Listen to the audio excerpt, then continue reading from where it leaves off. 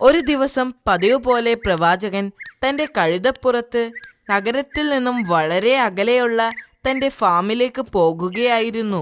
അദ്ദേഹം അതിരാവിലെ യാത്ര പുറപ്പെട്ടു. മരുഭൂമിയിലൂടെ തന്റെ കഴുതപ്പുറത്ത് കുറെ ദൂരം സഞ്ചരിച്ചു.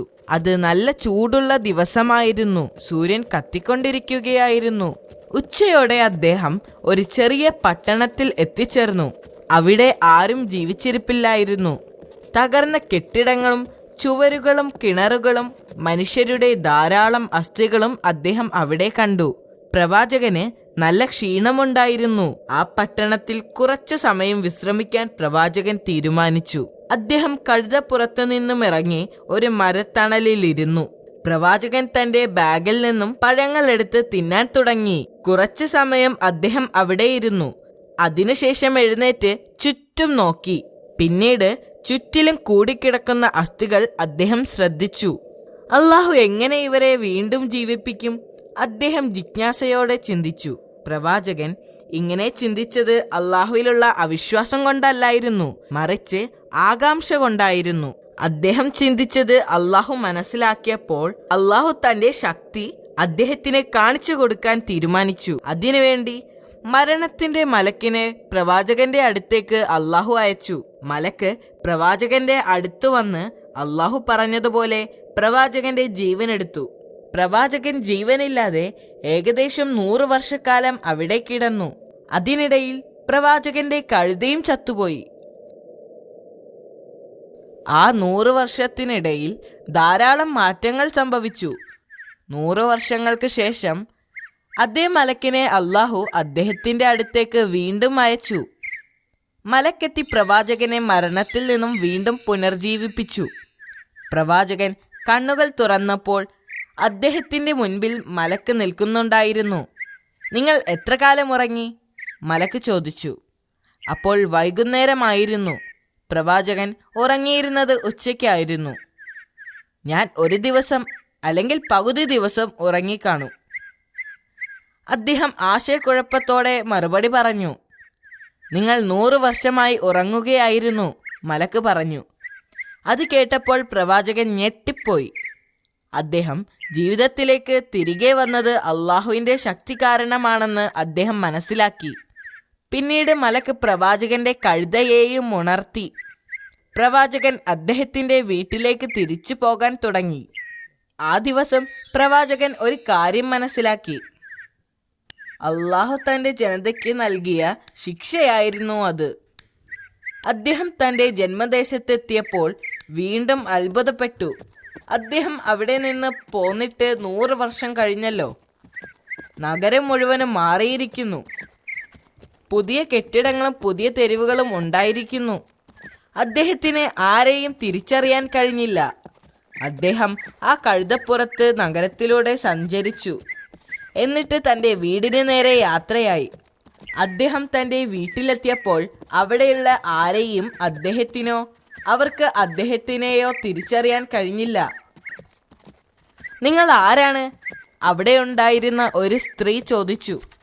ഞാൻ ഉസൈറാകുന്നു, അദ്ദേഹം അവരോട് പറഞ്ഞു.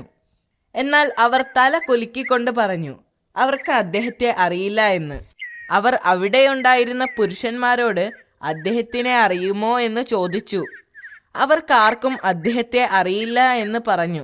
അപ്പോൾ അദ്ദേഹം അവിടെയുണ്ടായിരുന്ന വൃദ്ധയുടെ അടുക്കൽ ചെന്നു. അവർ അന്ധയാണെന്ന് പ്രവാചകൻ തിരിച്ചറിഞ്ഞു. ഈ വൃദ്ധ സ്ത്രീ യഥാർത്ഥത്തിൽ ആ കാലഘട്ടത്തിലെ തന്റെ വീട്ടുജോലിക്കാരിയായിരുന്നു എന്ന് പ്രവാചകൻ മനസ്സിലാക്കി. ഇത് ഉസൈറിന്റെ വീടല്ലേ? അദ്ദേഹം ചോദിച്ചു. അതെ, അവർ പറഞ്ഞു. എന്നാൽ ആളുകൾ അദ്ദേഹത്തെക്കുറിച്ച് കുറെ കാലമായി മറന്നു പോയിരിക്കുകയാണ്. 100 വർഷം മുൻപാണ് അദ്ദേഹം പോയത്. ഞാൻ ഉസൈറാണ്, അദ്ദേഹം അവരോട് പറഞ്ഞു. അള്ളാഹു എൻ്റെ ജീവൻ എടുത്തിരിക്കുകയായിരുന്നു. ഇപ്പോൾ 100 വർഷം പിന്നിട്ടു. അള്ളാഹു എൻ്റെ ജീവൻ തിരികെ തന്നിരിക്കുകയാണ്. ആ വൃദ്ധ സ്ത്രീ അദ്ദേഹത്തിന്റെ ശബ്ദം തിരിച്ചറിഞ്ഞു. പക്ഷേ അവർക്ക് ഉറപ്പില്ലായിരുന്നു. അവർ പറഞ്ഞു, അവർക്കെങ്ങനെ ഉറപ്പിക്കാനാവും? 1-2 വർഷങ്ങളല്ലല്ലോ, നീണ്ട 100 വർഷം കഴിഞ്ഞിരിക്കുന്നു. അവർ പറഞ്ഞു, അള്ളാഹു ഉസൈറിന്റെ പ്രാർത്ഥനയ്ക്ക് ഉത്തരം നൽകും. നിങ്ങൾ ഉസൈറാണെങ്കിൽ എനിക്ക് കാഴ്ച കിട്ടാനും എനിക്ക് നടക്കാൻ കഴിയാനും അള്ളാഹുവിനോട് പ്രാർത്ഥിക്കുക. പ്രവാചകൻ സമ്മതിച്ചു. അദ്ദേഹം സുജൂദ് ചെയ്തുകൊണ്ട് അള്ളാഹുവിനോട് പ്രാർത്ഥിച്ചു. എന്നിട്ട് അദ്ദേഹം എഴുന്നേറ്റ് വന്ന് വിരലുകൾ അവരുടെ കണ്ണിന് മുകളിൽ വെച്ച് പതുക്കെ തടവി. എന്നിട്ട് അദ്ദേഹം കൈകൾ എടുത്തുകൊണ്ട് പറഞ്ഞു, അള്ളാഹുവിൻ്റെ ശക്തിയാൽ കണ്ണു തുറക്കുക. എന്തൊരത്ഭുതം! അവർക്കിപ്പോൾ എല്ലാം കാണാൻ കഴിയുന്നു. പിന്നീട് അവർ എഴുന്നേറ്റ് പരസഹായമില്ലാതെ നടന്നു. ആ വൃദ്ധയ്ക്ക് ഭയങ്കര സന്തോഷമായി. അവർ സന്തോഷത്തോടെ പറഞ്ഞു, അതെ, നീ ഉസൈറാണെന്ന് ഞാൻ സാക്ഷ്യം വഹിക്കുന്നു. അപ്പോൾ ഉസൈർ നബി തന്റെ മക്കളെക്കുറിച്ച് അവരോട് ചോദിച്ചു. അവർ പ്രവാചകനോട് അവരുടെ കൂടെ ചെല്ലാൻ ആവശ്യപ്പെട്ടു. അവരൊന്നിച്ച് അടുത്തുള്ള ഇസ്രായേലിയൻ സഭയിലേക്ക് പോയി. 118 വയസ്സ് പ്രായമായ പ്രവാചകന്റെ മകനാണ് സഭയ്ക്ക് നേതൃത്വം നൽകുന്നത്. അയാളുടെ കുട്ടികളും ചെറുമക്കളും വരെ ആ സഭയുടെ ഭാഗമായിരുന്നു. ആ വൃദ്ധ സ്ത്രീ അയാളെ പുറത്തേക്ക് വിളിച്ചു. എന്നിട്ട് പ്രവാചകനെ പരിചയപ്പെടുത്തി.